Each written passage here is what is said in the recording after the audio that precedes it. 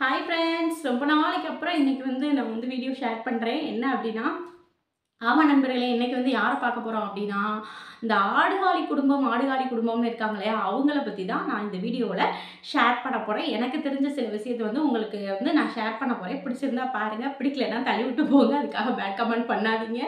Okay, இப்போ என்ன அப்படின்னா, வளவளன்னு ரொம்ப பேசாத அப்படின்னு சொல்லுவீங்க. ஓகே நண்பர்களே, அதாவது ஆடுகாலி குடும்பம் அவங்கள பற்றி தெரியுமா? எனக்கு தெரிஞ்சதை நான் சொல்கிறேன். அவங்க ஸ்டார்டிங்லேயே ரொம்ப பெரிய பணக்கார வசதியானவங்க அப்படிலாம் கிடையாது நண்பர்களே. அவங்க மட்டத்தில் இருந்து ரொம்ப கஷ்டப்பட்டு வாழ்க்கையில் பல அடிகள் வாங்கி தான் இன்னைக்கு இந்த இடத்த பிடிச்சிருக்காங்க. சரியா? என்ன அப்படின்னா, சாந்தாக்கா, ராஜாண்ணா இவங்க தான் ஆடுகாலி குடும்பத்துடைய மெயின் கேரக்டரே. அவங்களுடைய குடும்பம் தான் ஆடுகாலி குடும்பம்னு சொல்லி சேனல் வச்சுருக்காங்க. சாந்தாக்கா ஒரு சேனல் வச்சுருக்காங்க. ஆனால் அதில் நம்ம பார்க்க போகிறது ஆடுகாலி குடும்பம் அப்படின்ற சேனலை பற்றி தான் பார்க்க போகிறோம். இப்போ சாந்தாக்கா ரொம்ப வறுமையான ஏழ்மையான குடும்பத்தில் பிறந்தவங்க தான். அப்புறம் ராஜாண்ணா கொஞ்சம் மிடில் கிளாஸ் சொல்லுவாங்களா, அந்த மாதிரி. ராஜாண்ணா கொஞ்சம் வசதியானவங்க தான்.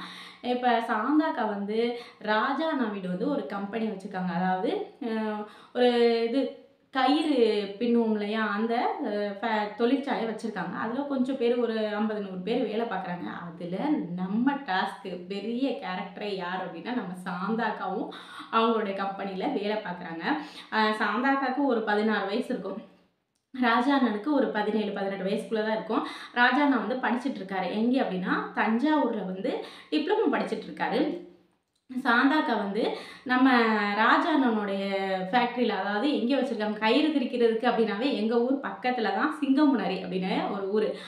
அதாவது நான் என்ன சொல்கிறது, எங்கள் டிஸ்ட்ரிக்ட் தான், எங்களோட மாவட்டம் தான். நாங்கள் வீட்டுக்கு ஏதாவது கருது எடுக்கிறது, இந்த மாதிரி விசேஷங்களே இந்த கருதெடுப்பு சமயம் எல்லாத்துக்குமே எங்கே போய் கயிறு எல்லாமே வாங்குவோம் அப்படின்னா, கருதை எடுக்கிறதுக்கு, அப்புறம் கருது கட்டுறதுக்கு, அப்புறம் அருவாள் எல்லாமே போய் எங்கே வாங்குவோம் அப்படின்னா, இந்த சிங்கமுனரி அப்படின்ற ஊரில் தான் நாங்கள் போய் எல்லாமே வாங்குவோம். எங்கள் ஊர் பக்கத்தில் தான். நான் சிவகங்கை மாவட்டம் தான். அந்த ஊரில் தான் நம்ம ராஜா அண்ணனுடைய கம்பெனியும் இருக்குது. அங்கே தான் நம்ம சாந்தாக்கா அழகு தேவதை அவங்க வேலை பார்த்தாங்க. உண்மையிலே நீங்கள் அழகு தேவதை தான். அதாவது கிண்டலுக்காக சொல்கிறேன்னு நினைக்காதீங்கக்கா, உண்மையிலே சொல்கிறேன். உங்களுக்கு எனக்கு ரொம்ப பிடிக்கும். நிறைய வீடியோஸ் நீங்கள் பார்த்தீங்கன்னாலும் சரி, நிறைய வீடியோஸ் நான் உங்களை பார்த்துருக்கேன். உங்களுடைய கண் இருக்குல்ல, அதுதான்க்கா ஒரு பவரானதே. உங்கள் கண்ணை வச்சு எல்லாரையும் இழுத்துருவீங்க. அவ்வளோ சூப்பராக இருக்கும் சாந்தாக்காவுடைய வீடியோ பார்த்தீங்கன்னா.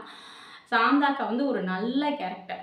எப்படி சொல்கிறது, தன்னுடைய கணவரை தன்னோட பெத்த தாய் கூட அந்த அளவுக்கு பார்த்துப்பாங்களான்னு, அதில் அவ்வளோ சூப்பராக பார்த்துப்பாங்க. ஏன்னா நிறைய வீடியோஸில் வீடியோக்காகன்னு இல்லை, நிஜமாலே அவங்களுடைய ஓன் கேரக்டர் அதுதான். அதாவது என்ன அப்படின்னா, சரி நான் இதுக்கு வரேன். அவங்க ராஜா அண்ணா தஞ்சாவூரில் டிப்ளமோ படிச்சுட்டு இருக்காரு. இவங்க சிங்கமுனரியில் இருக்கிற அவங்களுடைய கம்பெனியில் கயிறு திரிக்கிற வேலை பார்க்குறாங்க. யார்? சாந்தாக்கா. அவர் லீவுக்கு வருவார். சனி ஞாயிறு லீவுக்குலாம் அவர் கம்பெனிக்கு அப்பப்போ ராஜாண்ணே வருவார். இதில் அவங்க கம்பெனியில் ஒரு 10-15 பேர் வேலை பார்த்துருக்காங்க. அதில் அங்கே இருக்கிற லேடிஸ் எல்லாமே நல்ல கலராக அழகாக இருப்பாங்களாம். நம்ம சாந்தாக்கா மட்டும் தான் கருன்னு இருப்பாங்க. கருப்பாக இருந்தாலும் கலையாக இருப்பாங்க. ஆனால் அந்த கலராக இருக்கிற பொண்ணுங்களை விட நம்ம ராஜா அண்ணனுக்கு நம்ம சாந்தாக்காவாக தான் ஒரு காந்தம் போல கண்ணு ஈர்த்துருச்சு. அதனால் நம்ம ராஜா அண்ணனுக்கு சாந்தாக்கா மேலே ஒரு ஈர்ப்பு ஏற்பட்டுருச்சு. அதை ஒரு நாள் என்ன பண்ணியிருக்காங்க, ஒரு வாரம் விட்டு இன்னொரு மறுவாரம் வந்திருக்காங்க. அப்போ சாந்தாக்கா கிட்ட கொஞ்சம் நல்லா ஃப்ரெண்ட்லியாக பேசியிருக்காங்க. பேசிட்டு சொல்லியிருக்காங்க, நான் எங்கள் காலேஜில் படிக்கிற ஒரு பொண்ணை லவ் பண்ணுறேன், எனக்கு லவ் லெட்ரு எழுதணும் அப்படின்னு சொல்லியிருக்கா, நீ எழுதித்தா அப்படின்னு சொன்னோன்னா சரின்னு சொல்லிட்டு சாந்தாக்காவும் சொல்லியிருக்காங்க. சாந்தாக்கா பக்கத்தில் அவங்க பக்கத்து வீட்டு பொண்ணுகிட்ட கொடுத்து லவ் லெட்ரு எழுத சொல்லியிருக்காங்க. அவங்க எழுதி கொடுத்துருக்காங்க. அதை மறுவாரம் ஒரு 2 வாரம் கழிச்சு திரும்பவும் ராஜா அண்ணா அவங்க கம்பெனிக்கு வந்திருக்காங்க. வந்த உடனே சாந்தாக்கா, இந்தாங்க லெட்ரு எழுதி தர சொன்னீங்களே, எழுதி தந்துட்டு இந்தாங்க அப்படின்னு சொன்னோன்னா அதை வாங்கிட்டு போகிறாரு. அப்புறம் ஒரு 3 வாரம் கழிச்சு திரும்பவும் ராஜா அண்ணா அவர் கம்பெனிக்கு வராரு. வந்தோடனே சாந்தாக்காவுக்கு ஒரு லெட்ரு எழுதுறாரு. நான் உன்னைய காதலிக்கிறேன், உனக்கு இஷ்டமா? இஷ்டம்னா இஷ்டம் சொல்லிடு, இஷ்டம் இல்லைன்னா சத்தம் இல்லாமல் ஊரை கூட்டாமல் யாருக்குமே கேட்காம எனக்கு பிடிக்கலைன்னு சொல்லிட்டு போயிரு அப்படின்னு சொல்லிட்டாங்க. இந்த லெட்டரை அப்படின்னு எழுதியிருக்காரு. அந்த லெட்டரை சாந்தாக்கா கிட்ட கொடுத்துருக்காரு. சாந்தாக்கா வாங்கி பார்த்துட்டு எதுவுமே சொல்லலை. நான் இப்போ எதுவும் சொல்லலை அப்படின்னு சொல்லிட்டு ஒரு 2 நாள் கழிச்சு சொல்கிறேன்னு சொல்லிட்டு போயிட்டாங்க. அப்போ ஒரு 3 வாரம் 4 வாரம் கழிச்சு நம்ம ராஜா அண்ணா ஹீரோ வாராரு. ஃபேக்ட்ரிக்கு வராரு. வந்தோடனே சாந்தாக்காவை பார்க்குறாரு. சாந்தாக்காவை பார்த்தோன்னே என்னாச்சு அப்படின்னு கேட்குறாரு. சாந்தாக்கா எனக்கு விருப்பம் அப்படின்னுட்டா. ஏன்னா அந்த ஒரு மாத கேப்பில் 1 மாதம் கூட ஆயிருக்கும் ராஜாண்ணா வந்து. அந்த கேப்பில் வந்து அவங்களுக்கு இன்னும் இருக்கிற பாசம் வந்து சாந்தாக்காவுக்கு வந்து ராஜாண்ணா மேலே இருக்கிற பாசம் வந்து அதிகமாகிடுச்சு. சரி அப்படின்னு சொல்லிட்டு ஓகே சொல்லிட்டாங்க. இப்படி ஓகே சொன்னோன்னே கொஞ்சம் மீட் பண்ண ஆரம்பிக்கிறாங்க, பேசிக்கிறாங்க. அதில் வந்து லெட்ரு மூலமாக பேசிக்கிறாங்க. லெட்டரில் வந்து நம்ம ராஜா அண்ணா வந்து அவங்க வீட்டு லேண்ட்லைன் நம்பரை கொடுத்துட்றாரு. கொடுத்த உடனே சாந்தாக்கா வந்து ஃபோன் பண்ணுறாங்க. எப்படி பேசணும் அப்படின்னா, நான் ஃபோன் எடுத்தேன்னா ஹாய்ன்னு சொல்லணும். அது மாதிரி நீ ஃபோன் எடுத்தாலும் ஹாய்ன்னு சொல்லணும். வேறு யார் எடுத்தாலும் பேசக்கூடாது. ஹாய்ன்னு சொன்னாவே நம்ம 2 பேர் தான் பேசுகிறோன்னு அர்த்தம். அப்போ நீ தான் பண்ணுறேன்னு நான் நினச்சிப்பேன் அப்படின்னு நம்ம ராஜா என்ன சொல்கிறாங்க. சரி அப்படின்ட்டு இந்த மாதிரி ஃபோன் பேசிகிட்டு இருந்திருக்காங்க. 1 மாதம் வரைக்கும் பேசியிருக்காங்க. அப்புறம் வெளியிலலாம் போயிருக்காங்க, தேட்டருக்குலாம் போயிருக்காங்க, படம்லாம் பார்த்துருக்காங்க. இந்த மாதிரி லைட்டாக போயிட்டு வர இருந்திருக்காங்க. அப்போ இப்படி போயிட்டு இருக்கும்போது ஒரு 2 மாதம் கழிச்சு சாந்தாக்கா வந்து ஒரு நாள் வந்து கால் பண்ணியிருக்காங்க நம்ம ராஜா அண்ணனுக்கு. கால் பண்ணும்போது பேசவே இல்லையாம். சாந்தாக்கா கால் பண்ணிவிட்டு பேசாமல் இருந்திருக்காங்க. அவங்க ஃபோனை அட்டன் பண்ணவங்களும் பேசவே இல்லையா. அப்படியே சைலண்ட்டாக வச்சுக்கிட்டே இருந்திருக்காங்க. சாந்தாக்கா வந்து கேட்டிருக்காங்க. ஹலோ யார் பேசுகிறேன்னு ஒரு 5 நிமிஷம் கழிச்சு யார் பேசுகிறது அப்படின்னு கேட்டிருக்காங்க. சொல்லுங்கன்னு சொன்னோன்னே யார் ஃபோனை எடுத்தா அப்படின்னா ராஜா அண்ணனுடைய அப்பா எடுத்திருக்காரு. சரின்ட்டு என்ன பண்ணிட்டாரு, ராஜா அண்ணனோட அப்பா சும்மா இருக்காம டக்குன்னு கிஸ் பண்ணிட்டாரு. கிஸ் பண்ணோன்னா சாந்தாக்காக்கு அப்படியே அதிர்ச்சி ஆயிடுச்சு. அச்சச்சோ யாரோ எடுத்துட்டாங்களேன்னு சொல்லிட்டு டக்குன்னு ஃபோனை கட் பண்ணிட்டாங்க. அன்னையிலேருந்தே இந்த அவங்க அப்பாவுக்கு, ராஜா அண்ணனுடைய அப்பாவுக்கு கொஞ்சம் டவுட் ஆகிடுச்சு. ராஜா அண்ணா கூட பிறந்தவங்க 3 பசங்க, 3 ஆம்பளை பிள்ளைங்க தான். அப்போ மறுநாள் வந்து ஃபேக்ட்ரிக்கு வந்திருக்காரு. ஃபேக்ட்ரியில் வந்து சொல்லியிருக்காரு, இந்த மாதிரி யாருன்னு தெரியல, என் 3 பயலுங்களில் எவனோ இந்த திருட்டு வேலை பார்க்குறேன், யாரோ என்னமோ பண்ணுறேன் அப்படின்னு இருக்கா. இதை கேட்டுக்கிட்டே இருந்துட்டு சாந்தாக்காவும் அப்படியே சைலண்ட்டாக இருந்துட்டாங்க.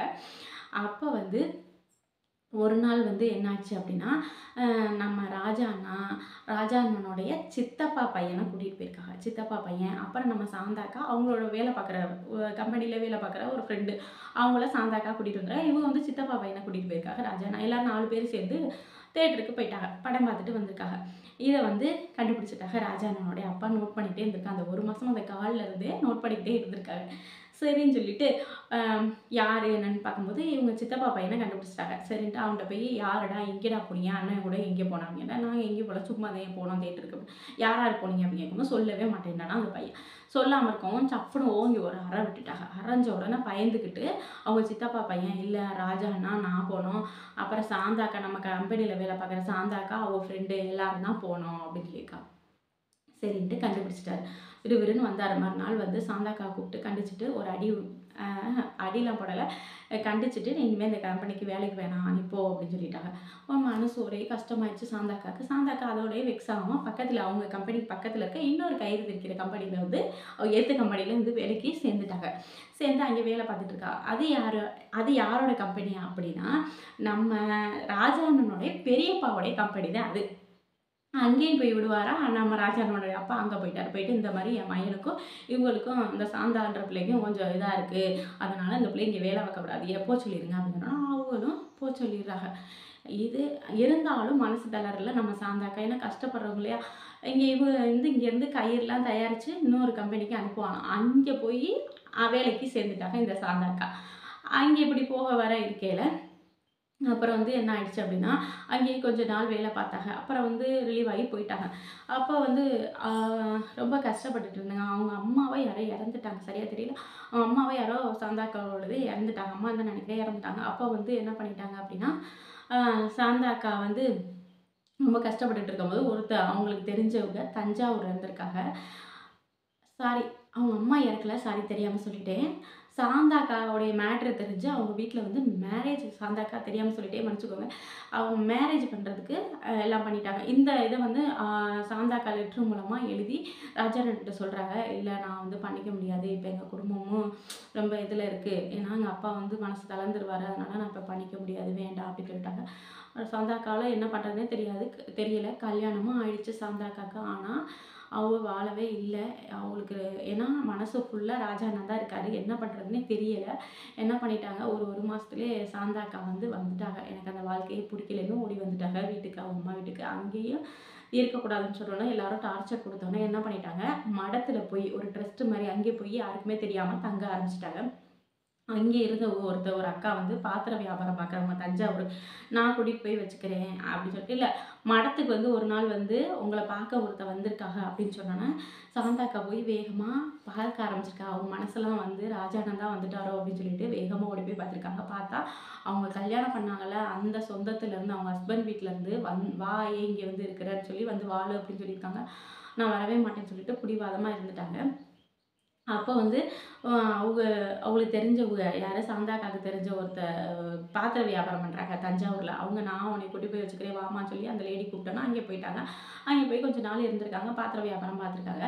அப்போ என்ன பண்ணாங்க அப்படின்னா, ராஜாண்ணனுக்கு அந்த அக்கா மூலமாக ஒரு ஃபோன் பண்ணி பேசியிருக்காங்க. அப்புறம் லெட்ரு போட்டிருக்காங்க இங்கே தான் இருக்குது அப்படின்னோன்னா, அப்போ வந்து ராஜாண்ணா வந்துட்டார். வந்து பேசியிருக்காங்க. நீங்கள் ஏன் கஷ்டப்படுறீங்க அப்படின்னு சொல்லிட்டு ஊட்டியில் இருந்திருக்காங்க. ஊட்டியில் போய் தங்கிக்கோங்க அப்படின்னோன்னா, ஊட்டியில் போய் இருந்து கல்யாணமும் பண்ணிக்கிட்டாங்க. ராஜாண்ணாவும் நம்ம சாந்தாக்கா வந்து அவ்வளோ ஒரு கான்ஃபிடெண்ட்டாக என்னைக்கு இருந்தாலும் ராஜா நமக்கு தான் அப்படின்னு சொல்லி கான்ஃபிடெண்ட்டாக இருந்திருக்காங்க. 2 பேருக்கும் கல்யாணமும் ஆயிடுச்சு. நல்லா சந்தோஷமாக இருந்திருக்காங்க. இன்றைக்கி பார்த்தீங்க அப்படின்னா அவங்களுக்கு 2 பசங்க, அழகான முத்து போல் 2 பசங்க கேரளாவில் இருக்காங்க. இப்போ நல்லா இருக்காங்க, சந்தோஷமாக இருக்காங்க. ஏன்னா அவ்வளோ கஷ்டத்துலேயும் தன்னுடைய காதலை வந்து யாருக்குமே விட்டு கொடுக்காம இன்ன வரைக்கும் நான் என்னைக்காவது ஒரு நாள் என்னது நாங்கள் 2 பேரும் ஜெயிப்போம் அப்படின்ற ஒரு நம்பிக்கையில் இருந்து இன்னைக்கு 2 பேரும் அழகாக சேர்ந்து நல்ல லைஃப் கிடச்சிருக்கு நண்பர்களே. அவங்க 2 பேருக்குமே உண்மையிலே ரொம்ப கஷ்டப்பட்டவங்க. சாந்தாக்கா நீங்கள் நல்லா இருக்கணும். ராஜாண்ணா நீங்கள் 2 பேருமே எப்பயுமே இது போல் சந்தோஷமாக இருக்கணும். 2 பேரும் இன்றைக்கி லைஃப்பில் நல்லா இருக்காங்க. அவங்களுடைய மந்த்லி இன்கம் எனக்கு வந்து அக்யூரேட்டாக சொல்லலை. எனக்கு தெரிஞ்ச வரைக்கும் மந்த்லி இன்கம் எவ்வளோ அப்படின்னா 40,000-50,000 இந்த ஆடுகாலி குடும்பம் அப்படின்ற சேனலில் இருந்து வாங்குறாங்க. இன்னொரு சேனலும் இருக்குது. அதை வந்து நான் இன்னொரு நாள் வந்து வீடியோவில் உங்களுக்கு டீட்டெயிலாக சொல்கிறேன். 50,000-60,000 வரைக்கும் வாங்குவாங்க. ஏன் அப்படின்னா அவங்க வந்து கான்ஃபிடெண்ட்டாக இருந்து இன்ன வரைக்கும் லவ்வில் ஜெயிச்சு அதுக்கப்புறம் வந்து சேனல் ஆரம்பித்து சேனலில் பார்த்திங்கன்னா அவங்களோட வீடியோஸ் இன்ஸ்டாலேருந்து ஃபேஸ்புக்லேருந்து எல்லாத்துலேயுமே ஷேர்சாட்லேருந்து யூடியூப்லேருந்து எல்லாத்துலேயுமே அவங்க வீடியோ இல்லாமல் இருக்காது. அவ்வளோ கஷ்டப்பட்டு எல்லாமே ரியலாக இருக்கும் நண்பர்களே, நல்லாயிருக்கும். ஆனால் ஸ்டார்டிங்கில் நல்லா வியூஸ் போச்சு. முன்னாடி நல்லா 1 lakh கூட எடுத்தாங்களாம் இன்கம். ஆனால் இப்போ வந்து அவ்வளோவா வியூஸ் போகல. என்ன ரீசன் தெரியல. கம்மியாக தான் இன்கம் எடுத்துகிட்டு இருக்காங்க. இருந்தாலும் அவங்களுடைய மன தைரியத்தை பாராட்டுறேன் நண்பர்களே. ஓகே, இந்த வீடியோ பிடிச்சிருந்ததுன்னா கமெண்ட்டில் சொல்லுங்கள், லைக் பண்ணுங்கள், ஷேர் பண்ணுங்கள். டாடா பாய். இந்த வீடியோ உங்களுக்கு பிடிச்சிருந்தது அப்படின்னா லைக் பண்ணுங்கள், ஷேர் பண்ணுங்கள், சப்ஸ்கிரைப் பண்ணுங்கள். பக்கத்தில் இருக்க ஆல் என்ற ஆப்ஷனை கிளிக் பண்ணிக்கோங்க. டாடா பாய்.